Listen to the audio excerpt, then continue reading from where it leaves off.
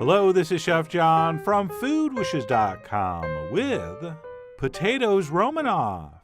That's right, I'm not always certain how authentic the recipes are that I post, but this time I am really certain, since I was shown how to make this incredible potato side dish by its creator, Chef John Schenk.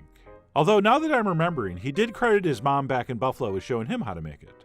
But the point is, I learned this directly from him in his steakhouse in Las Vegas about 10 years ago. And it really was one of the most memorable parts of the trip, in that it's one of the few things I can remember. But anyway, let's go ahead and get started by buying some very large russet baking potatoes. Okay, except no substitutes. It has to be large russet potatoes for this.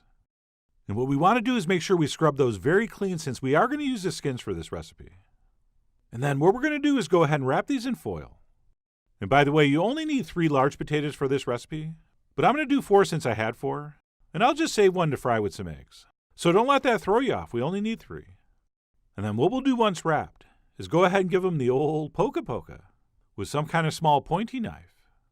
And that will allow steam from the inside of the potato to escape while these bake. And that's it. Once foiled and poked, we can go ahead and pop those into the center of a 400-degree oven for approximately an hour and a quarter, or until very tender. And of course, since we never want to guess in the kitchen, we're going to go ahead and test those with a knife. And if that doesn't slide right in, they're not done. Put them back in for a while. But these were perfect. And then what we'll do as soon as these are cool enough to handle is go ahead and unwrap them. At which point we want to let these cool all the way down to room temp. Because one of the secrets to this recipe is wrapping these and popping them in the fridge overnight before we use them. And I guess it doesn't have to be overnight, but they really do need to be completely cold when we grate them. All right, so this is me the next day pulling them out. And what we'll do is go ahead and grate these with the skins on a cheese grater. And if you're not big on potato skins and you're a little bit worried about this, don't be. Okay, they're almost imperceivable in the final dish. Although having said that, when you get down to the end of a potato, you'll probably be left with a large piece of skin, which you can discard. So I went ahead and grated 3 potatoes as shown, at which point we can go ahead and start adding the rest of the ingredients, including some type of onion, and in my case, shallot, which in case you're not familiar, sort of looks like a small red onion. And it's often described as a cross between an onion and garlic, but I don't actually love that description. I mean, kind of, sorta, but it really is a unique oniony flavor. And by the way, no matter which kind of onion we use, we really do want to dice it very finely with a very sharp knife. Okay, because in the classic recipe, this does not get cooked before we mix it in. And by the way, in the blog post, I'm going to talk about all your other options for this, as well as I will also talk about the amounts. Since I used a really large amount, and probably more than the average person will want. But anyway, bottom line, we're going to need some minced onion.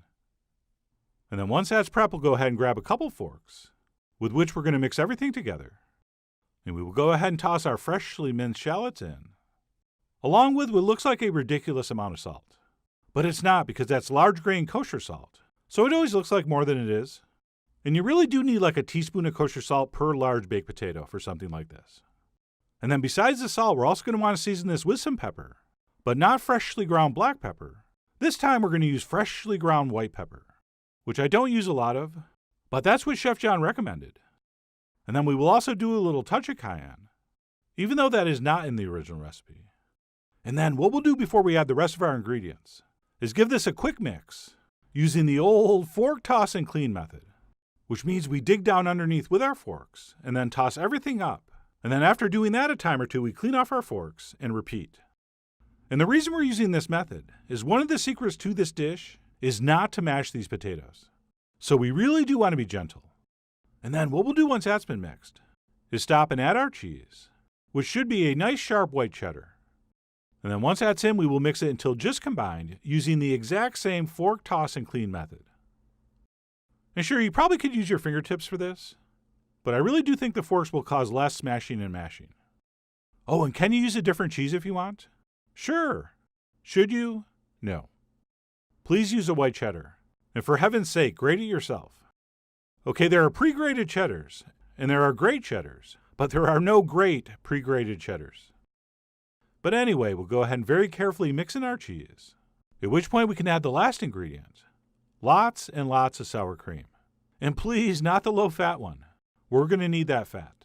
And then once we have that dolloped here and there, we'll go ahead and fork that in. Again, being as gentle as we possibly can.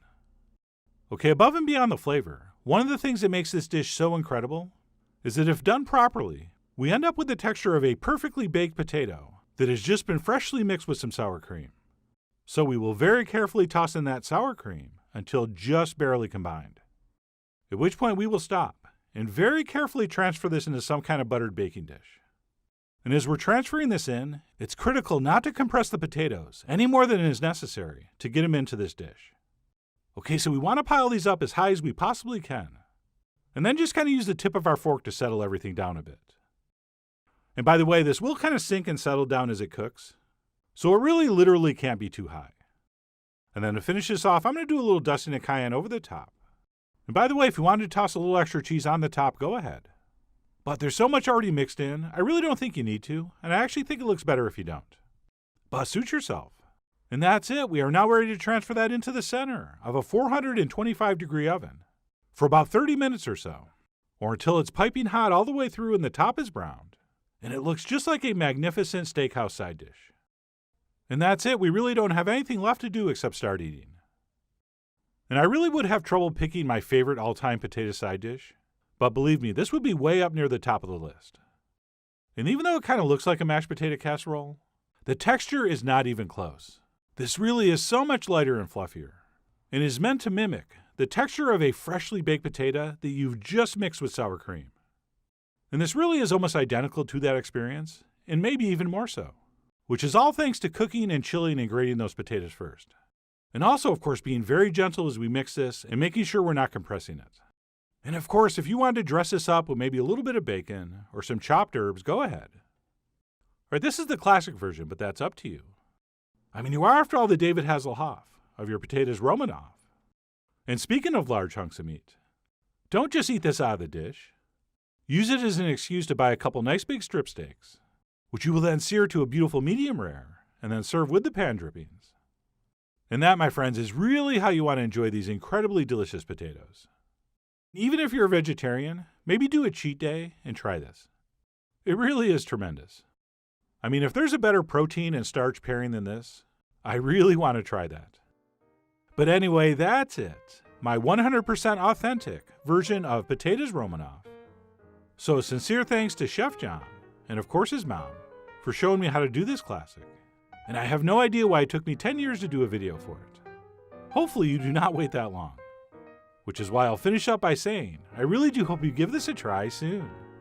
So head over to foodwishes.com for all the ingredient amounts and more info as usual. And as always, enjoy.